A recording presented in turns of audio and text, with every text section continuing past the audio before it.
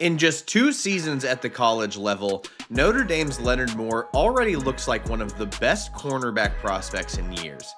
Up there with the likes of Derek Stingley, Pat Surtain, and even Jalen Ramsey. Moore was only a 3-star recruit out of high school in Texas in 2024, but he still caught the attention of programs like Oregon and Notre Dame before committing to play for the Irish. Following a season-ending injury to Benjamin Morrison in 2024, Moore was thrust into the starting lineup as a true freshman and became an immediate impact player by earning freshman All-American honors with 2 interceptions, 2 forced fumbles, and 11 pass breakups.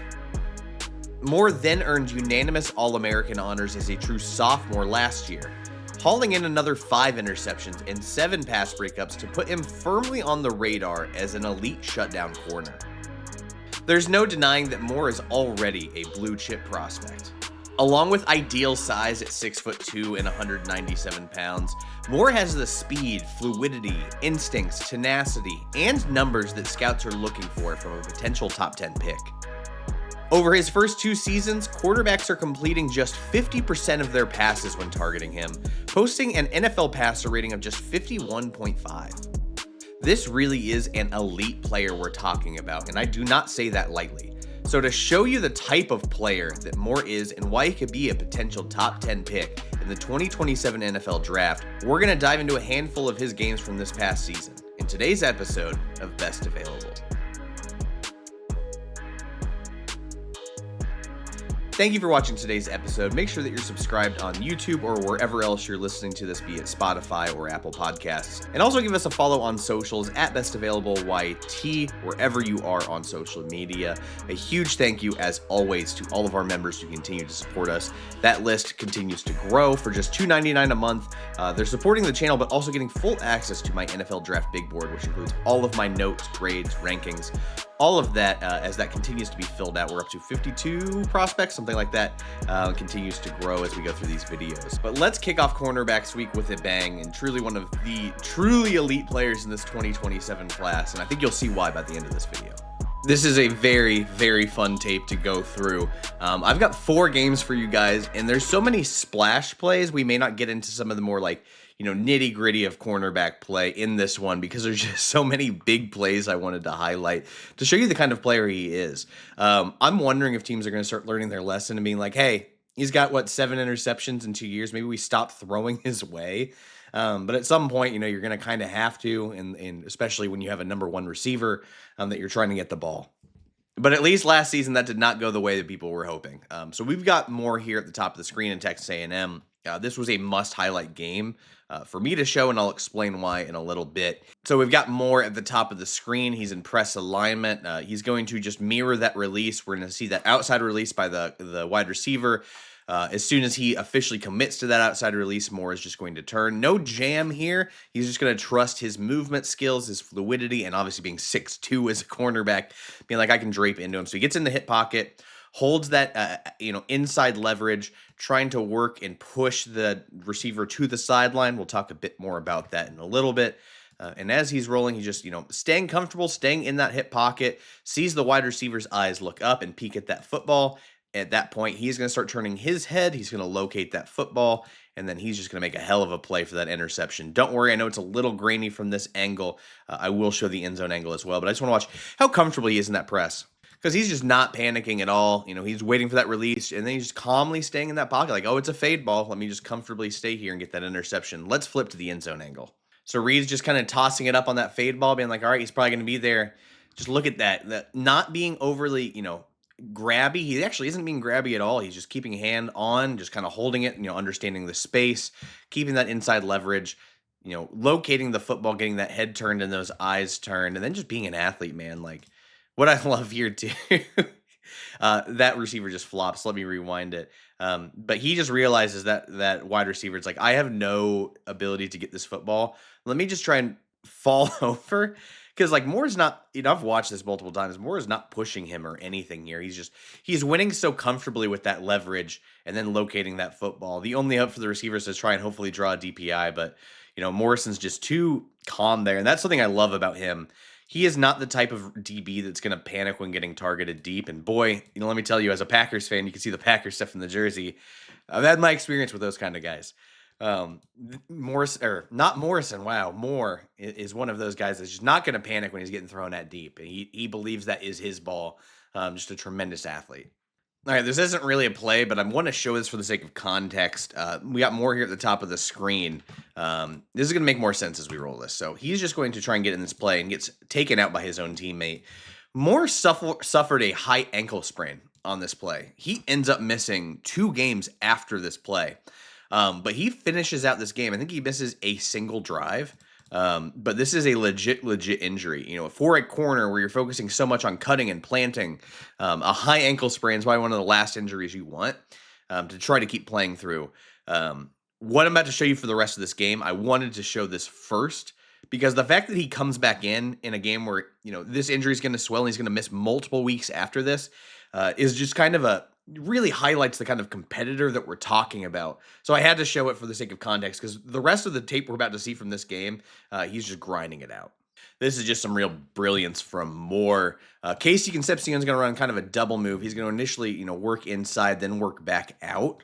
And the thought process is, I think we're going to have someone leak out into the flat, and then we're going to have that double move, and we're just going to put Moore in conflict because he's either going to have to break down on this or cover this, and someone's going to be open. But Moore does such a good job of playing both of these here. So we've got that inside release. He's going to follow inside. He's going to see that flat route drop, so he's going to bail off of that coverage, but only a little bit. You can see he doesn't trigger fully downhill on it. He goes, let me respect it. Let me hold this angle in case, we can use our momentum and catch him before he reaches the end zone. But he's also worried about here. It is a very good play call. I got to admit, it's a very good play call from Texas A&M because they really are putting Moore in conflict here. But Moore does such a good job. Now he's kind of in no man's land, but he's reading Reed's eyes, who is going for Concepcion deep, and then he just makes a tremendous play, leaping up and getting that. This is next level instincts coming from a true sophomore.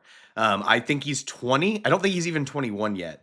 But to have these kind of instincts in a play where you're supposed to be wrong by choosing one or the other is just sensational work. Sensational work by a true sophomore.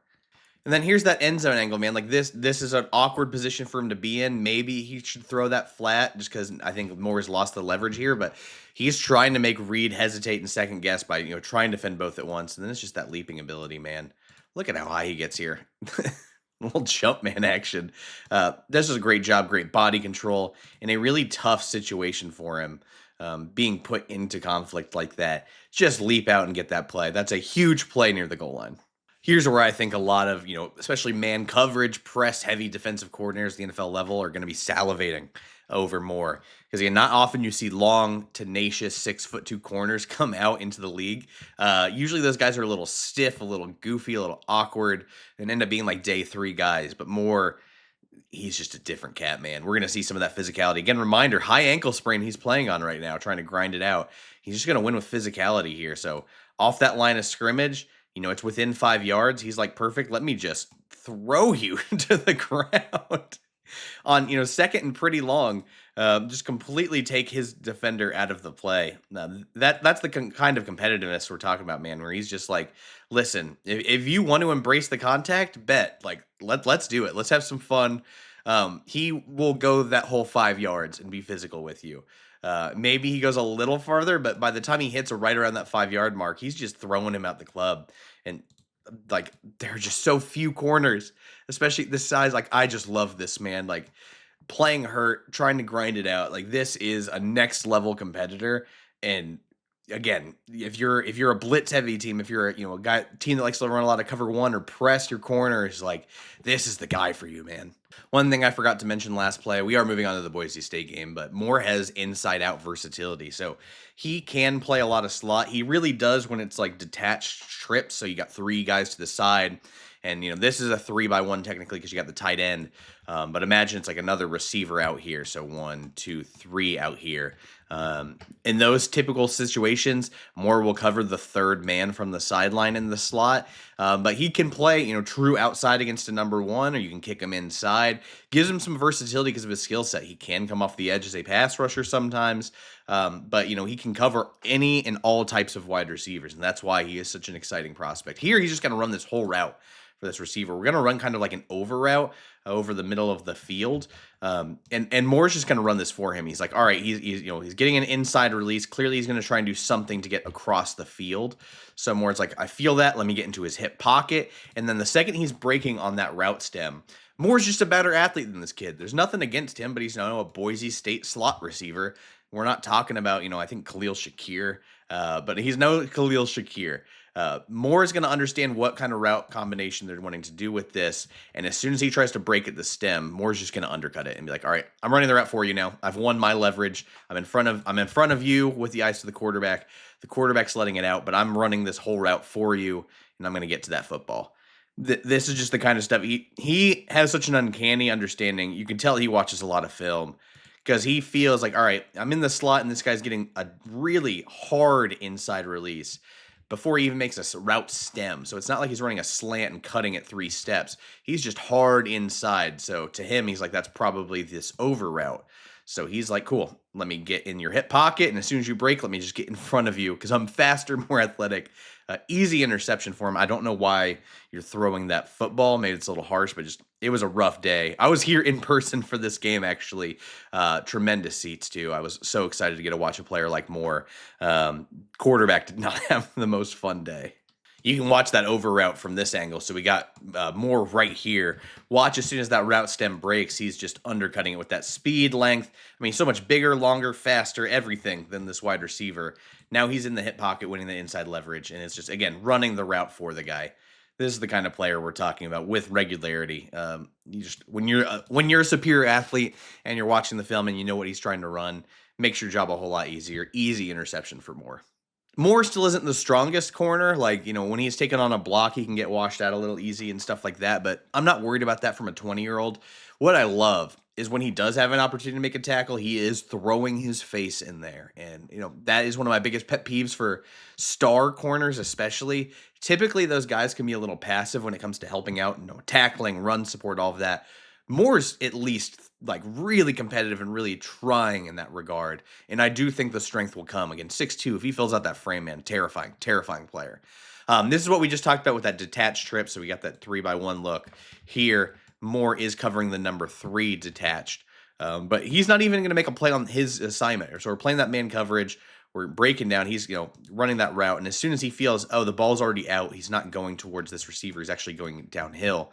Let me get off my assignment, maybe push him off a little bit, but get on my assignment, attack, and then you see he's going after that football too, which I love. You want to rip it out, forces the fumble, ball squeaks out. Notre Dame ends up back on top of Boise State ends up landing on the football. I misspoke.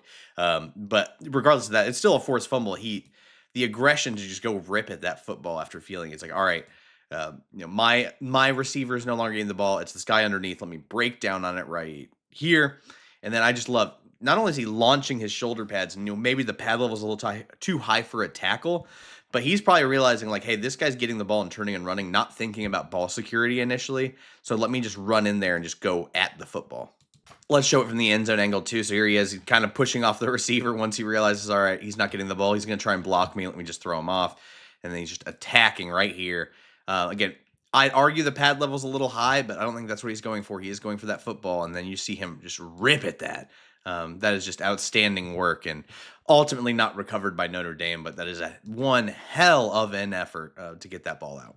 At this point, this game is well in hand. This is near the end. This might be the last play the Notre Dame runs on defense. But this is just kind of how physical Moore can be. He's still playing, even though it's a blowout, he's still playing maximum effort. He's not letting up at all. We're just going to jam this receiver so badly that we're just going to mess up the timing on this entirely. So you can see he's just getting physical, pushing him to the sideline, being aggressive. All this pressure is coming at the quarterback, so he's just got to get the ball out. But we've jammed him so effectively here, he's not able to run to catch up to this football.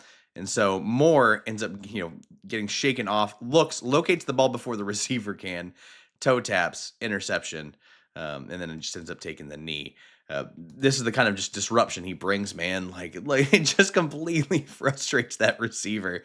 Like there's no help. And then the fact that he ends up landing on the football, man, is just tremendous. Let's flip to that end zone angle as well. It's gonna be a little hard to see here, but let me try and slow it down as best I can with the pauses.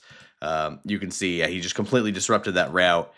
Just keeping those feet in. Just little keeping those feet in. The body control near the sideline, that's also going to make him a dangerous player at the NFL level, because there are going to be times where people think they're just throwing the football away, and Moore's going to make a play on the ball because he's just capable of it. That body control is going to help him out more than you'd realize at the NFL level. Just a nice little toe tap in there. Kneel it, game's over. another great play from Moore. Shouldn't be a surprise given the competition disparity in this game, but he did absolutely dominate it. All right, we got a 3rd and 5 situation. We know where the sticks are. We know because it's 3rd down, it's more than likely than not Syracuse really just wants to play at the sticks. So you're probably expecting some kind of hitch here, some kind of in-breaking route, just something to get the first down. So Moore's understanding this down and distance here, and so he's going to let up a little bit, but then as soon as those sticks hit, he's going to understand, latch back on, be a little physical, get in his hip pocket, and they're trying to throw that ball quick, but because he's holding that inside leverage and not just, playing patty cake back there, trying to reestablish and hold his ground, the ball's going to be thrown right at him, and then you're just going to see this play speed. Look at that separation. Once he gets a full head of steam, man, he's just breaking away for a touchdown. I believe that's his only touchdown so far at the college level, but the amount of plays that he's made in general, man, are just tremendous. I love this understanding, like, hey, I'm initially playing in case this is a fade ball, because what we're trying to play here is hold that inside leverage. Let me get to the marker.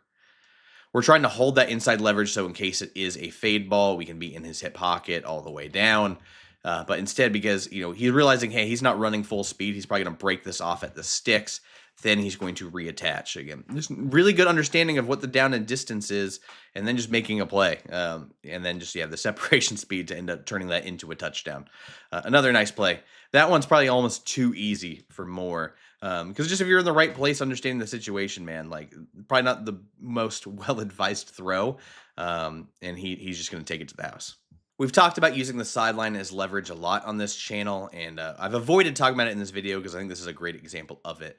When you have that inside leverage and you're letting an outside release fade go, this is what you typically want to do. You want to start drifting that receiver as far towards the sideline as possible. You want to get in his hip pocket and start using his momentum to carry him this way towards the sideline. What guys typically want to do, like let's say we're just starting down here, they want to restack if they're a wide receiver, get closer to the inside or outside of the numbers. Because right now, if you're throwing it as a quarterback, how much space do you have between the defender and the sideline? Right here, right here. That's not enough unless you're like the greatest quarterback in football. We want to typically restack on a fade route so that we can have from here to here. That's a much easier window for a quarterback to throw into. But right now, Moore's just holding into that pocket, using the sideline as leverage, getting by that hip to hip, and just having him drift. And by the time that ball is thrown, this is exactly what we want as a corner. This bucket is almost impossible. You see the ball right here. It's almost impossible to have an accurate throw there. And it's just because we're doing, it's not a lot of work, but we're just forcing that receiver to not restack and cause him to keep drifting towards the sideline. It doesn't look like a lot, but it's so important as a corner. Don't let him reestablish inside position on you. You're just going to make your job that much harder. Instead, Moore understands the assignment. He's too fast as well for the receiver to get back on top of him to restack this, which also makes Moore's job easier when he's just that quick. It really helps, but this is just a great example of that. Don't let him restack, make that throw as hard as possible, and that is the end result. That is the ideal end result on a play like this. I love a corner that's not getting out of position in their zones. He's just got a flat zone here, so he's really just covering this whole space, anyone that's coming in and out of that. And, he could, as a younger corner, get excited about this guy releasing inside and just follow him that way. But the problem is if he does that, which he's doing a little bit, but he's look at how staying low in his stance, ready to trigger downhill at anything. Because this is an in-breaking route, he understands like, hey, this is no longer my zone. If I follow him here, we're going to give up all this space out here. He knows I'm going to trade this route off with this defender and his zone drop, and I'm going to still trigger on anything coming into the flat. And he's starting to see think this guy's going to start leaking out into my zone. So he feels that. He follows a couple of steps just in case, but then he plants, triggers, goes, boom. Great stop. That is a defensive stop. On 2nd and 11, you're only gaining, 3 yards? That's a great play for your defense. Now it's probably 3rd and 8, 3rd and long. This is what we want from a flat defender. Don't get don't get antsy and start following a receiver that was initially in your zone. Just be ready. Keep your eyes in the backfield. Look for anything leaking underneath you, and then trigger, plant, drive on that tackle. Too many of these guys, too, want to just throw a shoulder in here on that flat responsibility. I got to respect Moore, man. Like, he's wrapping up. He's driving his legs through contact for a really clean hit here instead of just, throwing a shoulder. Again, he does tackle too high, but he's got wiry strength and he's got momentum. He's got intensity. And again, as long as he's wrapping his arms up there, too, like, I'll take it, man. He knows his own body. He may not be able to get as low on tackle attempts, but he brings plenty of violence into them. I do just love that Moore is super tenacious and press man and knows how to, work his body and mirror wide receivers and all that. But then when you switch to zone, like in the Texas A&M game by the goal line, he's so damn instinctive and understands route combinations and knows how to, set you up. And this is another great example of that. He's going to end up covering 2 guys in one zone drop here. He's got another what I believe is a flat drop on this play. So he's trying to cover anything underneath, but he understands, one of the weaknesses of a cover 2, if he's a flat corner, is that hole shot, typically between him and the safety. So we're going to run a route combination where we're putting him in conflict again. As we let this develop, we've got a corner route back here that we're trying to, throw into that vacated space against cover 2. And if he bails on that, we've got the underneath throw. But he's trying to bait the quarterback and cause him to hesitate by playing both at once because he is the athlete. He can jump up and break on the throw this way, and he can also plant and drive and do what we just saw last play where he can make a big hit on this guy. So you're causing a little hesitation for the quarterback in this situation. And ultimately he decides like, hey, the bigger threat on 2nd and 9 is this corner out for a first down. I can always play this and then trigger back downhill and prevent this guy from getting the first down. So in my opinion, that's ultimately the right decision. And you can see he starts planning downhill by the time that ball's out. That guy just slips, but I don't think he's getting many yards if he does, catch that cleanly just because Moore can plant downhill so quickly. But I do love like a corner that can cover 2 route combinations or 2 routes in one zone drop. That's the kind of guy I want on my team. And then you add in the tenacity in man coverage, especially in press. It's not fair, man. He just got such great eyes looking at this too, because he's not even reading. He's not turning his head to see what route is back there. He's reading the quarterback's eyes and understanding like, hey, he's looking deeper. Let me sit a little farther out. You can see his eyes. He's originally looking at the flat, then he turns a little. Moore reads that. Let me see if I can move this a little. Yeah, you can see he's reading that corner route, the quarterback's eyes where he's pointed. So Moore's not even worried about what's behind him. He's just reading the eyes of the quarterback saying, hey, that's probably a weakness in our cover 2. Then he's throwing to the flat. Let me break down on it. I love this, man. This is exactly how I want my cornerback to think. Last game is going to be Stanford. We got a few plays to talk about in this game because I just think he was sensational. Again, that kind of athletic mismatch we're talking about. He's going to be physical again in man coverage and attack through the receiver. Tying this up well. So inside release here, he's not overly grabby. He's jamming, and then he's letting go and staying in the hip pocket. And then as that ball comes, he's going to time up through the wide receiver, not too early to push him over before the ball's there. But as the ball comes, go through the receiver, punch at that football. This is a great job of being physical and tenacious without drawing a penalty. There is a delicate balance to this, and he just times it up well enough. You don't want to tackle him before that ball is even there, but if you can time it up right, there's no chance he's catching it because you're just being physical at the catch point, which is exactly what this is. That is a phenomenal job. In my opinion, in man coverage, this is one of the hardest routes to cover. It's just a straight up drag route. When you're going against a really speedy receiver underneath and you're playing man, it can be difficult. You got to sift through all the traffic of your team, potentially other receivers if it's mesh. There's just a lot of traffic to get through. So you got to take the correct angle to be able to drop back down on it as that ball's being thrown. And I think Moore does that beautifully. So you're going to see he reads it. He's not worried about any traffic in here. He is a little behind in that foot race, but, he's just timing it up, and he's got that recovery speed. Then that ball's coming, and then you can see that last second, which I really appreciate. Really nuanced. Again, more at the bottom of the screen, just following that drag. He's got the recovery speed, but also the length to undercut this as the ball's coming and just use that length, tap at the ball. He's got the body control and coordination. He's not going to lose stride trying to reach out for that football. Really nice, really easy for him. Must be nice being a 6'2" corner that can move like this because it really makes his job so much easier. But this can be a really, really difficult route for some corners, especially bigger ones. But he's just a true, tremendous athlete that can, stay in phase, then use that length at the catch point. Just that's tremendous work. I know it's just a little drag route, but these can be really tough to, stay in the foot race with, especially when you're not expecting it. Not an issue here for Moore. We just talked about using that sideline as leverage a few plays ago. This time we're actually going to jam this receiver off his release and then do what we did that last time and use that sideline as leverage. So he's going to jam right there. You can see how disrupted he immediately is. He's trying to fight off that work outside. So now he has to take a wider path than he would like. And at that point, we're still on him. I would maybe prefer Moore's eyes are turned the other way, like flip his hips the other way to turn the eyes here. But because he's such a coordinated athlete, I'm not too worried. And this is textbook. Not only have you jammed him on 3rd and long for that fade ball, you've jammed him so badly and gotten his foot pocket. What is this room? What kind of throwing window is that? That's like the smallest of buckets. Again, we talk about restacking. You want to restack right here instead of right here, we got here. And there's just no way. There's no way you're completing a throw like this. At that point, the ball is not bad, but Moore's just draped all over him. This kind of jam and technique, staying in phase, stacking that receiver on the side. You can see still, he's not being overly grabby, but his body and length are just continuing to drift this receiver farther and farther towards the sideline. It's scary. It's shut down level cornerback play. Sometimes a receiver is going to get you on a double move. It happens, but for Moore, that recovery athleticism, the fluidity, ability to flip his hips and not lose speed, which is just a very rare trait at any position.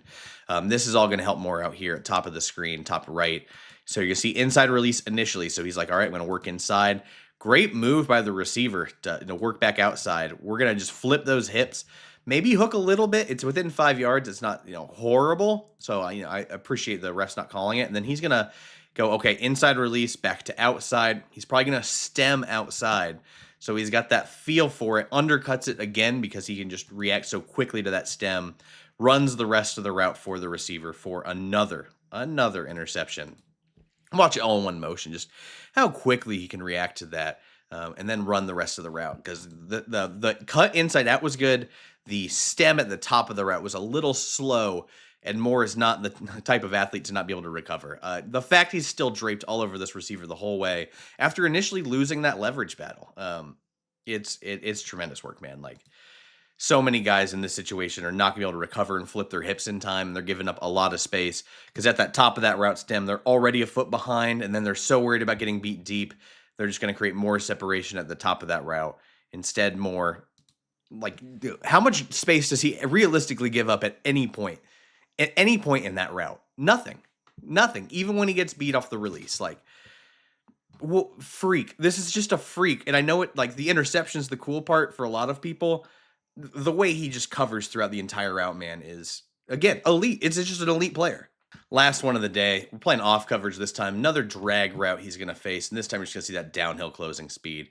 Taking the right angle, too. You see all this trash. You don't want to just break through and try and get it that way. He's got to go around it, then use his explosiveness to break downhill on it. That angle is tremendous. Just attacks the football again. Easy pass breakup. The feel for taking the right angle, but also having that explosiveness and play speed downhill to react to it. Take the right angle, man. Oh, almost takes that. Almost picks that too. I'm running out of words to talk about how good this guy is. I'm sorry. But this is all. We're just talking about splash plays. All the plays we're showing here are pretty splashy. There's so much other stuff that's just really nuanced that's not that exciting when the ball's not thrown his way that he's also just doing a remarkable job of. If Jeremiah Smith wasn't in this class, I think Leonard Moore is the best player in the 2027 draft class. You can't find you can't find cornerbacks that are 6'2" and move like this, that are so sticky and so aggressive in zone or in man, but so instinctive and willing to bait quarterbacks in zone. He's the complete package. Maybe his biggest knock is he's not the strongest corner, but everything's there, man. If he adds a couple pounds, is in the weight room, and shows up, he's again 20 years old. This is going to be a freaky year. I keep saying I think Notre Dame is a sleeping giant that we're not talking about enough because they always get bagged for losing some disappointing games. But to me, this is the most talented Notre Dame roster we've seen in years. I'm really looking forward to it. I'm curious what you think about more. What other Notre Dame prospects you're high on? What other cornerbacks you're interested in? Because we've got time for another cornerback prospect probably on Friday, and then on Wednesday we'll talk about an NFL star. So hope you enjoyed this video. Subscribe if you're not already. And it is cornerbacks week, so we'll be back with plenty of content this week. And then safeties next week. Wrapping up all the summer scouting already. Feel like we're well ahead of schedule. Really appreciate it, guys. Thank you so much for watching. We'll see you next time.